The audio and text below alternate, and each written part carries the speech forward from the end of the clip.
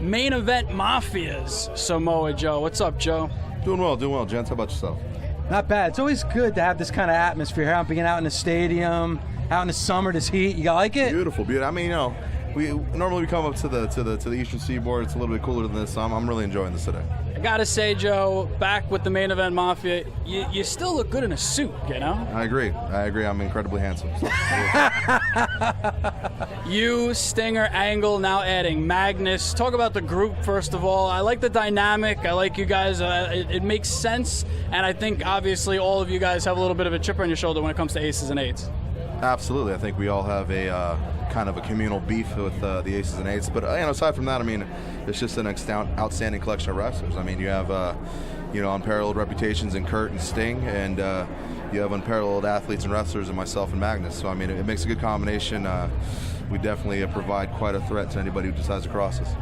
Well, Joe, we've been talking to you now. This is about the fourth or fifth time that we've talked to you. Every time we talk to you, we're like, you need to be back in the main event. I guess this is being in the Main Event Mafia, because the top storyline in TNA is definitely aces and eights. Absolutely, and aside from that, I mean, Bound for Glory is going on right now, and you look around, we have the two strongest horses in the race. So I mean.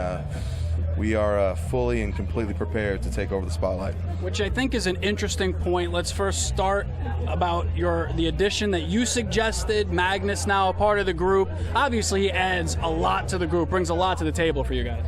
Absolutely, and I mean, it's a lot of people wondering, hey, this is kind of contradictory to what you want. You have two of your guys in the same tournament, but at the same time, I mean, we're covering all our bases. And I mean, me and Magnus, we've gone to war before. Me and Kurt, we've gone to war before. Me and Sting, we've gone to war before. And I'll say this, I'll say it again. I mean, that's part of wrestling. I mean, that's the business. We understand what we're supposed to do. We go in there, we fight with honor. We go in there, we give our best.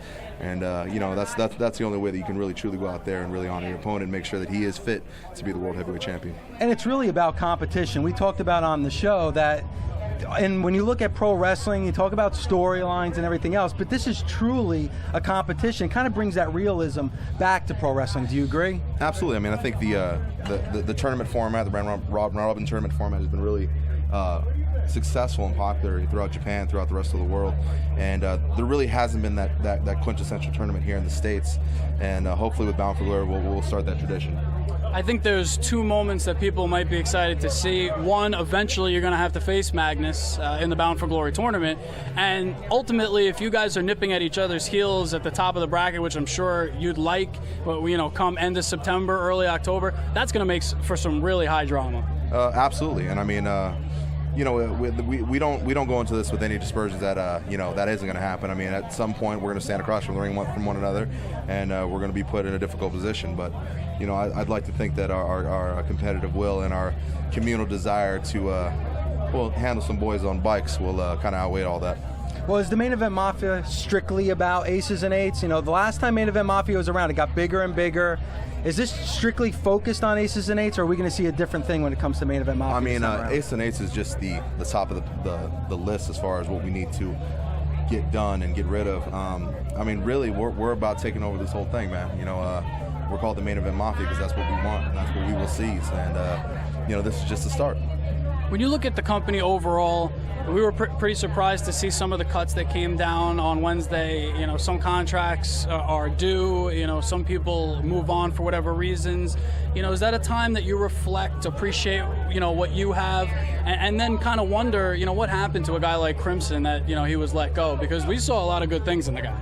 Absolutely. I think as far as the story of Crimson, I think that you've really not really seen. You've only seen the tip of the iceberg as far as his ability and what he's able to do in the ring. I'm not worried about his future.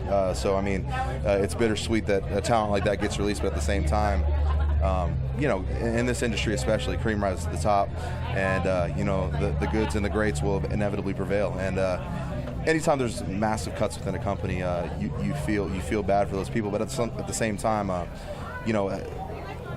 that's wrestling. I mean, that's kind of part of your career journey, is that there's going to be ups, there's going to be downs, and it's very, very dependent on how you react to those situations, how successful you'll be in the future. So I mean, I wish them all the best, and I hope that either I see them again down the road or I see them back in the TNA ring soon. But Crimson was somebody that was undefeated, so it's almost like this game of pro wrestling, it's all about what you're doing right now. Absolutely. I mean, if you know, the nostalgia only kind of goes so far, and I think that when it comes to fans, I mean, this is a you know, a performance-based type of audience, and they want to see performance. I mean, they want to go out there, they want to see you in the ring every week, they want to see you consistently delivering, and I mean, that's part of the difficulty of being a top-level pro wrestler and kind of maintaining your status as one.